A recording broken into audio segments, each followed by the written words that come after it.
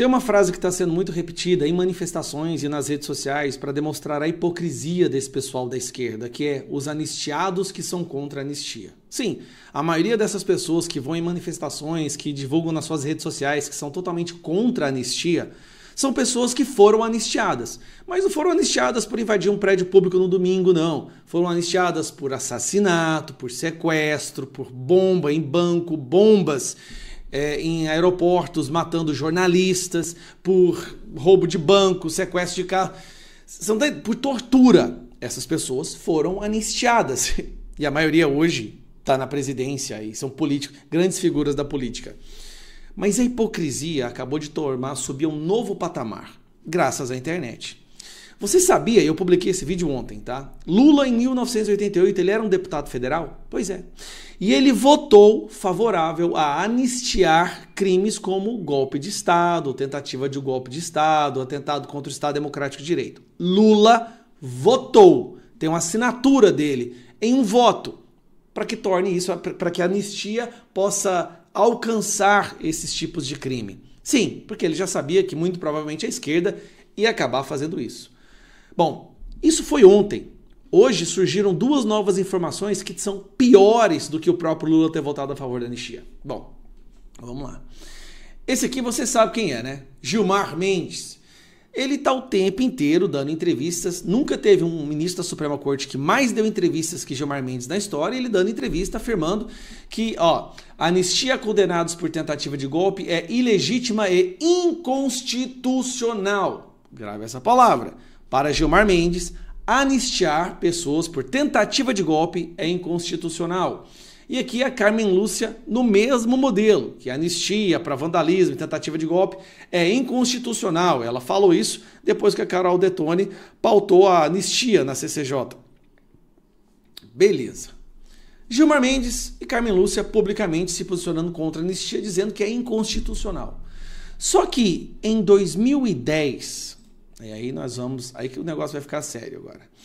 Em 2010, nós tivemos uma votação no STF, que é a DPF 153. Essa DPF 153, me acompanha que você vai ficar chocado agora, tá?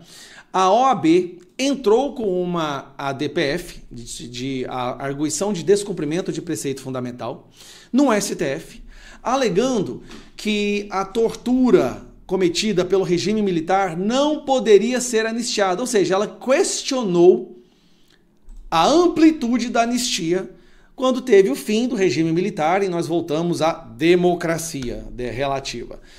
E o STF julgou essa DPF. Basicamente era para julgar se a anistia era ampla, geral e restrita ou não. Era essa a determinação, era essa a votação do STF em 2010. E aí nós resgatamos, ou melhor, a internet resgatou dois votos. Esse daqui é Gilmar Mendes, declarando o seu voto, se ele era favorável ou não à manutenção da anistia, ou seja, se a anistia ela é constitucional ou não para golpe de Estado. E naquele caso não era tentativa, de acordo com eles, houve um golpe de Estado. Tá? Houve, não foi uma tentativa, pior ainda. Esta é a votação do Gilmar Mendes, o voto dele naquela data, justamente sobre isso. A fazer a seguinte consideração.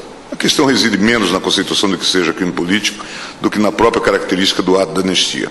A anistia é ato revestido de caráter eminentemente político e sua amplitude é definida de forma política. A competência extraordinária do Congresso Nacional para conceder a anistia foi inaugurada pela Constituição de 1891, artigo 34, nossa primeira Constituição republicana.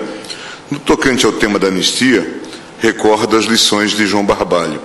Decretando a anistia, o Congresso Nacional exerce atribuição sua privativa, de caráter eminentemente político, e nenhum dos outros ramos do poder público tem autoridade para entrar na apreciação da justiça ou conveniência em motivos da lei promulgada consagrando tal medida, que é um ato solene de clemência autorizado por motivos de ordem superior. Devido a esse caráter eminentemente político, o Supremo, inclusive, já teve a oportunidade de deixar consignado o entendimento segundo o qual o Congresso Nacional pode conceder anistia até mesmo aos seus membros. Entender o contrário seria negar a eficácia ao artigo 48, inciso 8º. Gilmar Mendes falando exatamente o contrário do que ele declara hoje em todas as diárias entrevistas que ele dá pelo Brasil. Mas calma, esta é Carmen Lúcia, votando na mesma DPF. Na mesma. O que põe em causa, contudo, repita-se ainda uma vez, é se a interpretação da lei há de relevar o momento histórico em que ela especificamente foi criada e as finalidades, ainda que dramáticas para os cidadãos por ela buscadas, para se dar um novo passo na caminhada rumo à retomada do Estado de Direito, ou se, contrariamente, o presente não tem compromisso com esse triste passado, porque até mesmo as instituições repensam e podem se contrapor ao quanto antes por ela mesma decidido-se publicamente exposto e comprometido. Sem descuidar de que o repensamento e a reconstrução de uma ideia ou mesmo de uma lei pela via da renovação de uma interpretação é em geral possível, sem o que não se tem o avanço das pessoas e das instituições, e estou em que, por mais abjeto, grave e cruciante tenha sido a opção do Conselho Federal da Ordem dos Advogados de 31 anos atrás, teve aquela escolha consequências políticas e jurídicas não passíveis de singelo desfazimento pela via de uma mera interpretação judicial para fazer retornar e desfazer até mesmo situações consolidadas.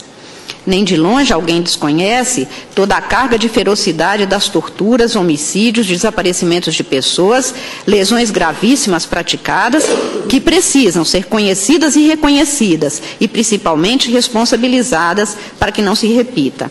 Mas o desfazimento de anistia para permitir a responsabilidade penal especificamente aos casos cobertos pelo ditado por aquela lei e cujos efeitos se produziram e se exauriram num determinado momento histórico, não creio se possa dar pela via judicial agora pretendida.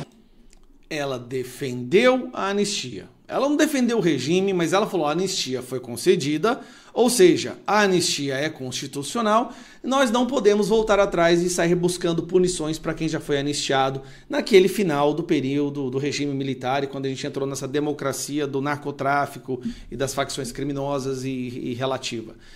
Então, peraí, Carmen Lúcia e Gilmar Mendes, os dois confirmam que a anistia total, geral e restrita é constitucional, a defenderam quando a OAB tentou revogar. A OAB, que lá no período da anistia original foi favorável, 30 anos depois quis derrubar, porque daí a esquerda já tinha controlado, sequestrado totalmente a ordem dos advogados do Brasil. Isso aí é uma coisa que todo advogado no Brasil sabe hoje.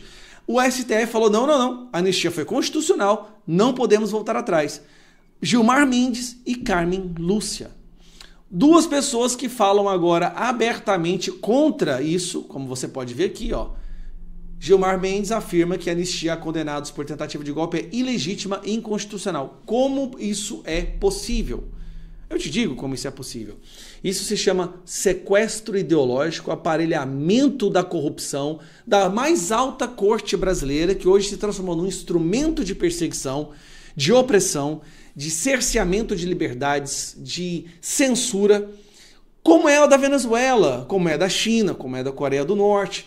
A Suprema Corte Brasileira abandonou completamente a nossa Constituição, ou a proteção, o resguardo da nossa Constituição, e se vê como a retentora de todo o poder democrático, e a democracia só existe se tudo acontecer de acordo com suas vontades. Não é à toa que hoje, quando se quer aprovar um projeto ou outro no Congresso, tem que se pedir bênção para um ministro do STF. Tem que negociar com o STF se um projeto que os representantes eleitos querem aprovar pode ser aprovado ou não. Paulinho da Força está indo pedir bênção para Alexandre de Moraes para saber se essa dosimetria pode avançar ou não. Olha que loucura nós chegamos. Mas não, isso não é democracia, como Barroso fala. Não é democracia, isso é o STF defendendo a democracia. Isso não é ditadura.